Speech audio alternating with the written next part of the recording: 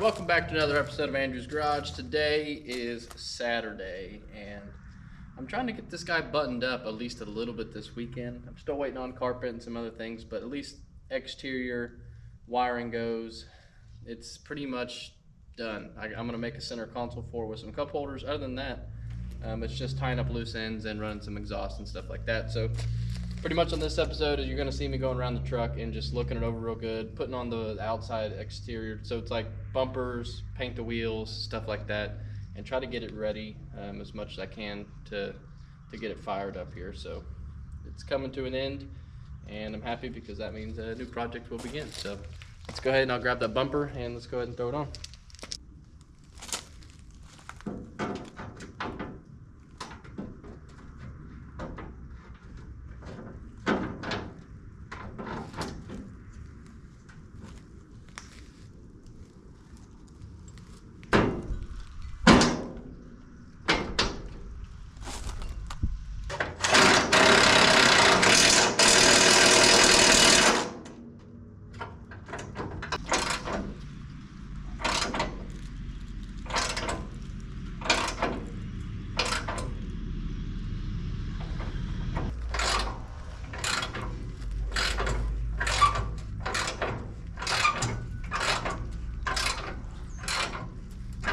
It's been a couple days and I've got me some parts in. So here is the overflow bottle. This is the same exact one that I ran on the Pontiac and I like it. And now I just need to figure out a way to mount it, and kind of what I was thinking for this instance was to actually put it next to the battery box. Actually screw it to the side of the battery box here, kind of tuck it away and position it at a spot to where it's kind of hidden a little bit, and the line will run underneath the battery box and come up here and attach to the radiator. So that is what I'm going to work on now, is trying to get this guy installed.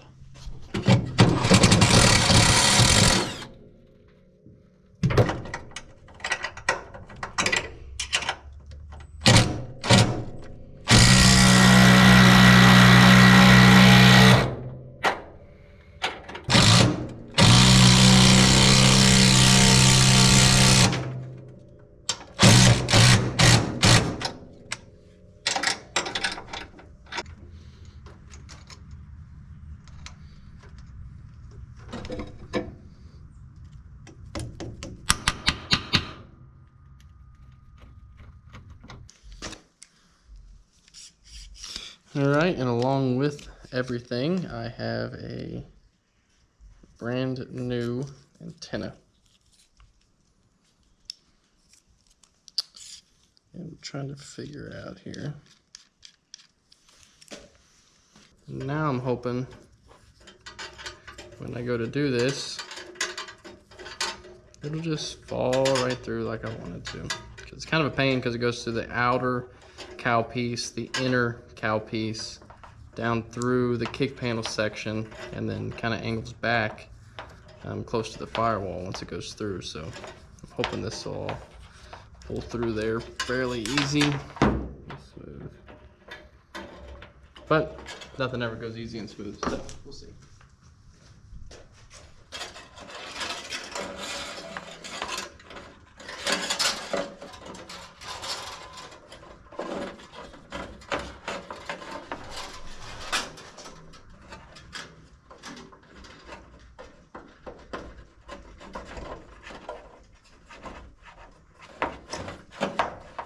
Unbelievably, it actually went smooth. So it appears this rod for the hidden part is too long, so I'm going to shorten it and see what happens. Alright, it is shortened.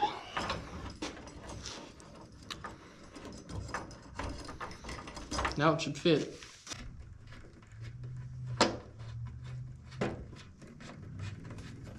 Radio. Might be able to pick up some stations here.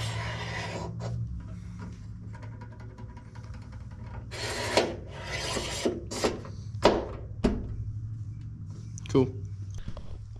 So one of the main things of the finishing touches, so you may say, on the 67 is I'm doing an oil change. So I've already drained the old oil out.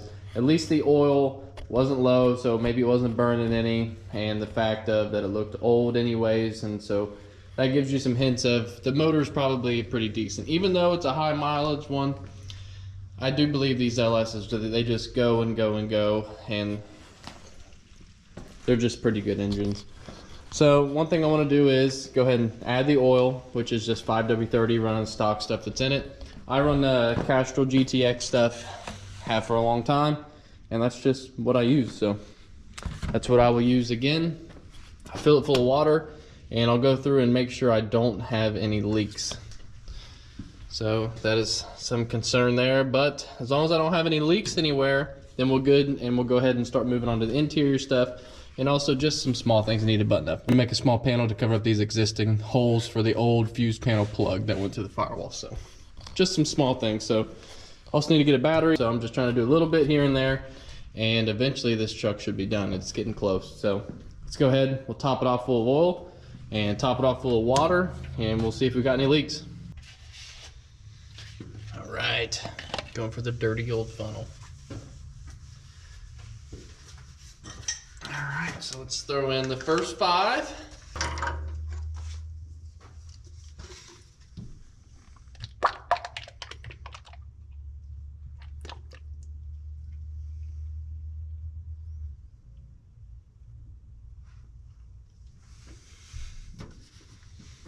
These old LSs take 6 quarts, so then you got to buy an extra little guy. You know, I should buy 2 big 5-quart ones, but I think I'll start doing that because my daily driver also has the same thing, takes the same oil, so I might start doing that. But we'll throw in the last one here. The oil should be complete. Might just peek underneath and make sure I don't have any leaks, but I'm fairly certain I didn't because I pulled oil out of it. So start adding some water. Let's see what leaks pop up now. Hopefully none, you know. And I went with the Prestone, all vehicles guaranteed, you know. And it is ready to use. You want to be sure that it's ready to use and not concentrate, you know. Then you got to mix it.